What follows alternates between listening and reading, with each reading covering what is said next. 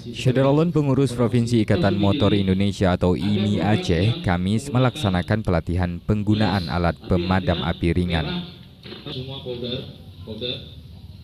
Kegiatan yang mengikutkan 30 peserta dari Banda Aceh dan Aceh Besar ini sekaligus mempraktekkan cara memadamkan api.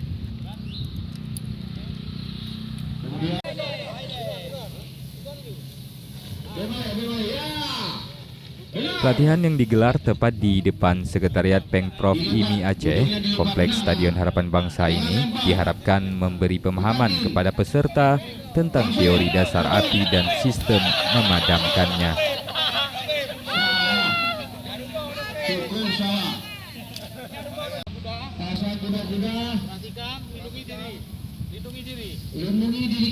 Selain itu, peserta juga diajarkan memahami jenis, tipe, karakteristik, perawatan, dan penempatan APAR dan mampu melakukan pemadaman kebakaran.